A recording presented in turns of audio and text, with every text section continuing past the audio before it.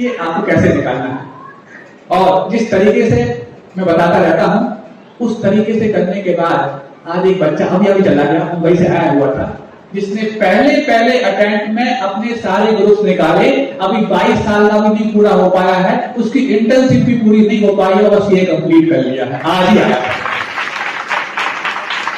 कैसे करना है, जबकि उसके स्वयं के पिता सीए हैं, उसके बावजूद भी उसने तरीका सीखा सीए बनने का एक साधु से। आप यदि सीए करना चाहते कर रहे हो, अथवा आपके कोई रिश्तेदार या परिवार में कोई सीए कर रहा हो, उस तक ये वाली बात आप पहुंचा करना। पहली बात तो सीए करते वक्त आप जो कोचिंग लगाते हैं, उस कोचिंग में सबसे पहले आपको स्टडी मटेरियल की बात नहीं सिखाई जाती।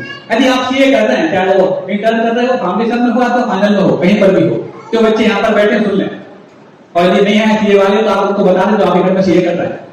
सबसे पहले आप स्टडी मटेरियल को प्रीफर करें, बजाय कि जो आपको कोचिंग में अनसॉल्व मॉड्यूल बताए जाते हैं, और वो उसको बताकर के इसलिए आपको उनमें अटकाए रखते हैं क्योंकि आप जो कंपेयर करते हैं ना कि ये सर अच्छे हैं, ये सर अच्छे नहीं है, तो उस कंपैरिजन से बचने के लिए अक्सर वो उन्हीं चीजों को बार बार बताने का प्रयास करते हैं जिसमें वो स्किल्ड होते हैं।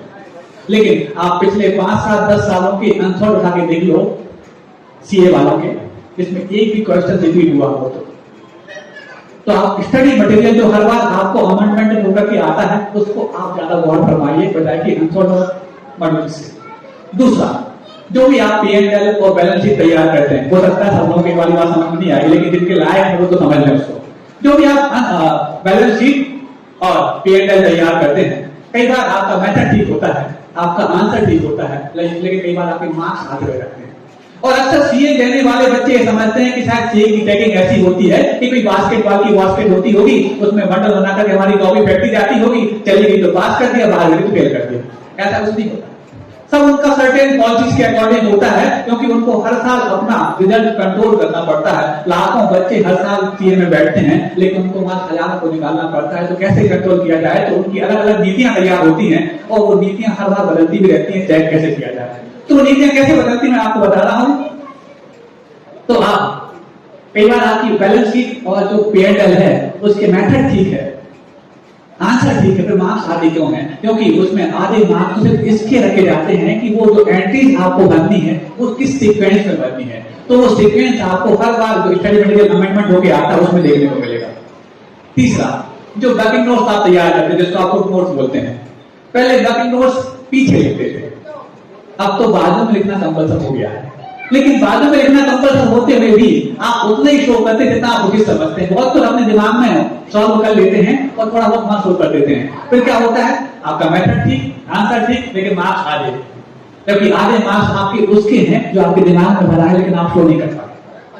तो आप एज पॉसिबल एज जो आप नोट या वर्किंग नोट्स तैयार करते हैं उनको शो करना सीख जाएं। और ये शो करना सिर्फ एग्जाम टाइम में नहीं होगा, आप जब अपने घर में प्रैक्टिस कर रहे होते हैं उस वक्त भी शो करने की आदत डालें, क्योंकि एग्जाम के समय से आदत काम आती है, अभ्यास कम। अब सुनो, उसके बाद चौथा, जो आप इंटर्नशिप लेते हैं, ट्रेनिंग लेते हैं, उसको डमी ना लें, और ये एक्चुअल ले रहे हैं तो उसको पहले डमी ना लें, क्योंकि ट्रेनिंग आपके फाइनल के लिए बहुत बड़ा रोल प्ले करने वाली होगी।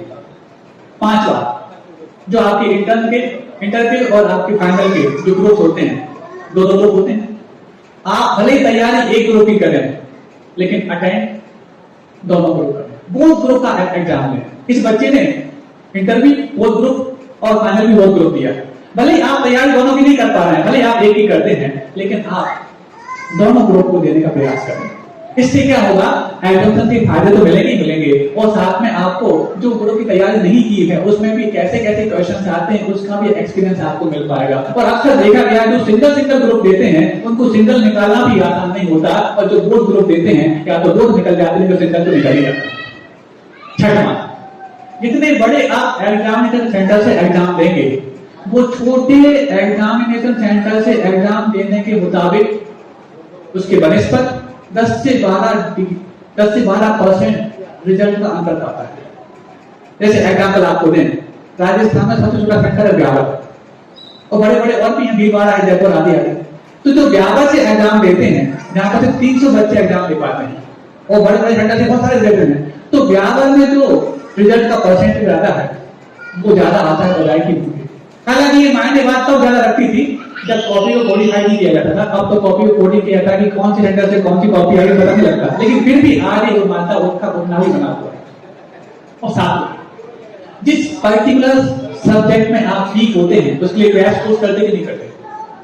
करते कि नहीं करते? चाहे सीए वाले तो दूसरे करते कि नहीं करते? कब करते? बिफोर एग्जाम की आफ्टर एग्जाम? बिफोर एग्जाम ना।